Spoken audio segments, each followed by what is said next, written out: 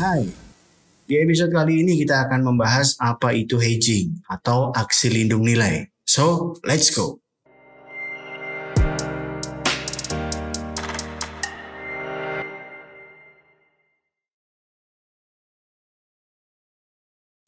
Yo, ini hedging atau aksi lindung nilai. Sebenarnya apa sih aksi lindung nilai itu? Aksi yang dilakukan untuk mengurangi resiko kehilangan, kerugian, kekalahan atau kegagalan atas aksi sebelumnya. Contoh sederhananya, dan kita ini sering sekali sebenarnya, yang seperti apa contoh analogi sederhananya seperti ini. Oke, nah dari ilustrasi ini sebenarnya cukup jelas. Ketika si A membeli sebuah sepeda yang harganya ya cukup lumayan, tanpa ada perlindungan apapun, tanpa ada aksi hedging yang akan dia lakukan di masa depan, kans dia untuk dicuri oleh si pencuri ini bisa sampai 90%. Kemudian hedging yang dia lakukan apa? Dia membeli gembok. Dengan dia membeli gembok sepeda, maka kans untuk terjadi pencurian ini tiba-tiba turun jadi 40%. Kalau ini masih dirasa cukup tinggi, maka dia akan melakukan aksi setelahnya lagi. Membeli asuransi. Premi asuransi yang menjaga kehilangan. Dengan adanya premi asuransi, resiko dia untuk kehilangan aset dia itu berkurang menjadi benar-benar hanya 1%. Nah, ini konsep sederhananya. Tapi memang bahwa hedging yang kita lakukan itu butuh cost, itu butuh biaya. Beli gembok ini pakai biaya. Premi asuransi, membayar premi bulanan atau tahunan ini ada biaya. Nah, tinggal bagaimana apakah biaya yang kita keluarkan untuk hedging ini sepadan dengan aset yang kita jaga atau tidak. Nah, bagaimana dengan contoh yang lebih kompleks lagi yang memang dilakukan di pasar modal atau di pasar komoditi. Oke, ini contoh paling sederhana di pasar komoditi. Tapi sebelum kita masuk ke pasar komoditi, ini akan kita masuk dulu ke petaninya dulu nih, sebelum dia masuk ke pasar komoditi. A adalah petani, ini A ya. Oke, dia menanam jagung komoditinya. Dengan dia menanam jagung ini ada hal-hal yang perlu disiapkan. Dia pengen outputnya, keluarnya itu panenan jagung. Maka yang dia perlukan, dia butuh lahan, dia butuh benih, dia butuh pupuk. Lahan, dia harus melindungi lahan dia. Dia melakukan hedging asuransi di sini. Asuransi untuk apa? Ya asuransi ketika terjadi cuaca buruk, terjadi kondisi badai yang itu pada akhirnya menggagalkan panen dia, itu dia akan tercover oleh asuransi. Benih, dia juga harus melakukan kontrak forward untuk memastikan bahwa saya akan punya benih di waktu yang tepat. Ketika saya sudah mengolah tanah, saya masukin benih, benihnya ada. Pupuk, ini juga sama. Mau nggak mau dia harus terjamin dong, dia melakukan kontrak. Saya sudah siapin uangnya, tapi pastikan bahwa pupuk ini sampai di lahan saya di waktu yang tepat. Dalam kondisi ini pun petani juga masih melakukan hedging dengan cara membeli kontra option kepada supplier benih yang lain. Untuk jaga-jaga ketika supplier utama dia yang untuk benih itu ternyata tidak bisa mengirimkan dia tepat waktu. Yang di fertilizer itu juga sama di pupuk. Nah, dari satu kondisi ini saja, dari petani saja itu sudah ada 5 proses hedging ini. Dengan kondisi kalau ini semuanya memang tercapai dengan ideal, maka petani A ini akan bisa panen tepat waktu dengan hasil panen yang sesuai yang dia harapkan. Dan yang terakhir, dengan segala kos-kos yang dia sudah keluarkan ini, termasuk dengan biaya-biaya dia melakukan hedging, dia bisa menentukan harga jual. Berapa harga jual yang sesuai untuk jagung dia. Nah, ini adalah konsep hedging ketika dia menjadi seorang produsen, dalam hal ini petani. Nah, tahap berikutnya ketika dia sudah bisa memastikan 3 hal ini, dia butuh pembelinya sekarang. Oleh karena itu, ketika dia selesai menanam, dia tahu 90 hari lagi akan panen, dia mulai cari siapa pabrik yang bisa menerima. Oh, ternyata X ini mau menerima. Oke, saya kontrak forward dengan X. Petani A masih belum yakin. Oleh karena itu dia juga mencari opsi dan dia mengambil kontrak opsi kepada Y. Memang di sini dia mengeluarkan cost. Tapi ini juga sudah dia perhitungkan. Penjualan yang dilakukan petani terhadap X dan Y ini opsinya, ini adalah OTC atau over the counter, di luar pasar. Jadi benar-benar petani ini datengin si pabrik itu. Kalau dia cari cadangan itu juga cari sendiri. Nah, bagaimana dengan hedging di market? Ini kita masuk ke yang ketiga. Oke ya, ini kita masuk yang ketiga. Ini kita hapus. Ini saya deketin. Oke, ini adalah yang tahap ketiga. Bagaimana ketika ini masuk ke market? Maka kontrak yang dilakukan petani ini adalah kontrak future. Nah, di kontrak future ini dia tidak perlu membeli option karena pasti akan ada yang beli. Perbedaannya kalau dia over the counter tadi, itu kan dia kontrak forward, habis itu dia akan pilih-pilih, dia akan cari option ke pabrik-pabrik yang lain. Kalau sudah masuk ke market, di situ menjamin bahwa pasti ada yang beli, maka dia hanya cukup membuat satu kontrak future. Apakah ini cukup? Ternyata juga tidak. Karena ini di market, ada kemungkinan yang beli itu tidak harus orang Amerika sendiri kalau ini kita lihat pakai dolar ya. Ternyata yang beli adalah orang dari Eropa. Nah, dia membayarnya pakai euro. Oke, nggak ada masalah si petani A bilang, saya bisa tukarkan euro di bank. Oke, dengan harapan euro 2 gepok ini akan jadi dolar 2 gepok. Ternyata setelah dia tukarkan, euronya cuma jadi segepok tambah 1. Problem ini di sini. Ketika terjadi kondisi ada perdagangan antar negara dengan menggunakan mata uang yang berbeda, ternyata kontrak future ini juga tidak cukup. Harus ada namanya hedging di sini. Melakukan option atau spot. Nah, seperti apa itu? Mari kita lanjutkan ke contoh sederhana. Oke, ini kita akan masuk ke segmen yang hedging tapi menggunakan mata uang.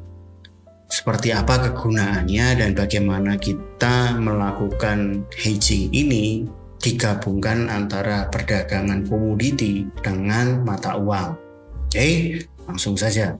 Oke ya, ini sudah saya tuliskan. Memang kita nggak pakai gambar, pakai tulisan supaya sedikit lebih cepat untuk memahami. Ini adalah konteksnya kita berbicara non-hedging trade, fase pertama.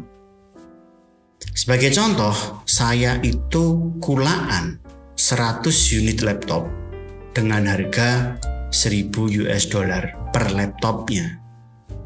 Di Amerika sana saya kulaan. Sehingga saya butuh uang 100.000 dolar. Karena 1 USD adalah 15.000, 100 unit tadi butuh modal 1,5 M. 1 unit berarti jatuhnya adalah 15 juta. Cukup jelas ya. Berikutnya, saya punya dua opsi. Saya bisa jualan 100 unit saya dengan cara grosir atau saya jual retail. Oke, kalau retail seperti apa? Misalkan kalau retail 1 unit tak jual 20 juta. Ini kan saya belinya 15 juta satunya, tak jual 20 juta berarti saya profit 5 juta. Hanya saja jangka waktunya karena ini retail, karena ini tak mahalin, bisa jadi butuh waktu 24-36 bulan untuk 100 unit ini habis. Tapi total omset saya itu 2M dengan profit 500 juta. Mantap ya untuk retail. Tapi ini 24-36 bulan. Atau opsi saya yang berikutnya. Saya akan pilih grosir. Kenapa? Bisa jadi karena ya ini laptop. Kalau saya kelamaan 36 bulan 3 tahun baru habis, nah ini bisa-bisa malah nggak habis karena ketinggalan zaman. Oleh karena itu mendingan saya jual grosir. 1 unitnya saya jual hanya 16 juta dengan profit hanya 1 juta. Tapi dengan kondisi ini yang beli bakul-bakul juga.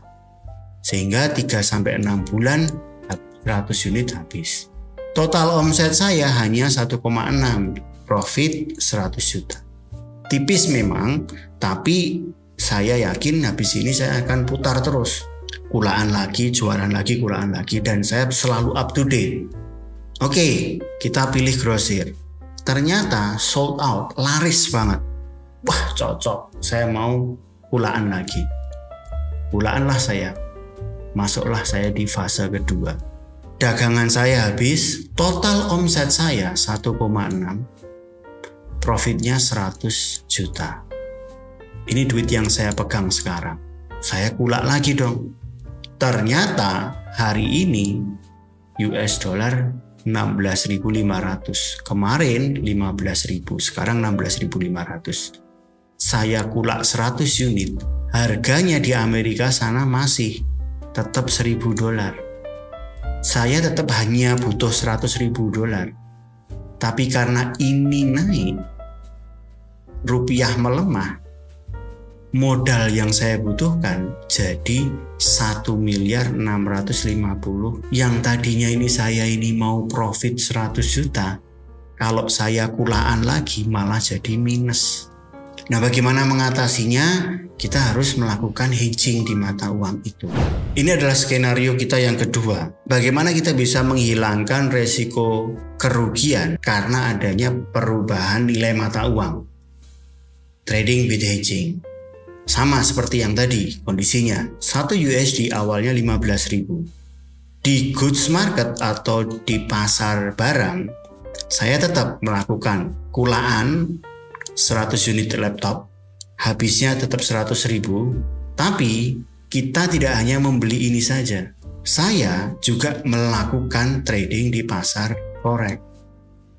Saya beli $100.000 dengan harga 1,5 M. Jadi saya butuh modal nih 1, 1,5 M dibelikan $100.000, kemudian dibelikan 100 unit laptop di sini. Di sini 1,5 M dibelikan dolar, disimpan. Jadi saya butuh 3 M. Ternyata benar, sold out.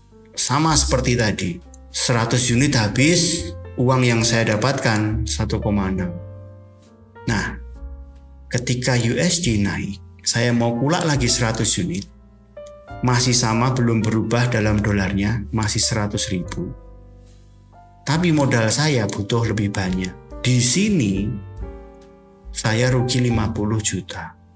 Tapi di forex, karena saya punya $100.000, dolar tadi saya jual.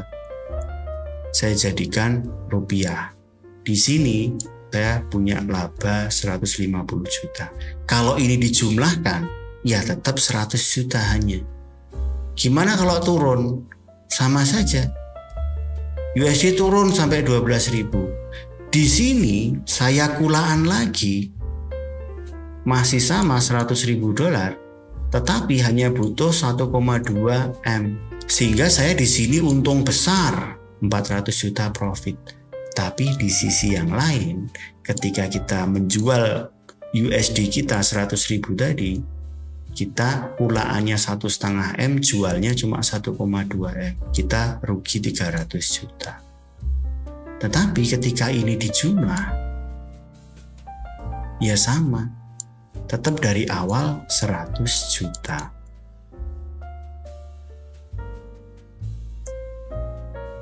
Di sini 100 juta.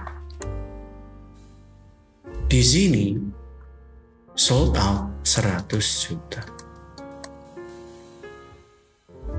Jadi kalau toh pun USD tidak bergerak, saya tetap untung 100 juta. Kalau USD bergerak menguat atau melemah, saya tetap untung 100 juta. Di bawah saya juga untung. Ini memastikan bahwa apa yang kita lakukan itu bukan spekulasi. Apa yang kita lakukan itu berdagang. Kalau ini kita ambil sisi kiri ini saja, tanpa kita di forex market, ya ini kita spekulasi. Atau sebaliknya, kalau kita hanya dagangnya di forex market saja, tapi nggak punya ini, ya ini spekulasi. Jadi kondisinya bahwa goods market dengan forex market harus dijalankan bersama. Kalau hanya diambil satu sisi, maka kita melakukan spekulasi.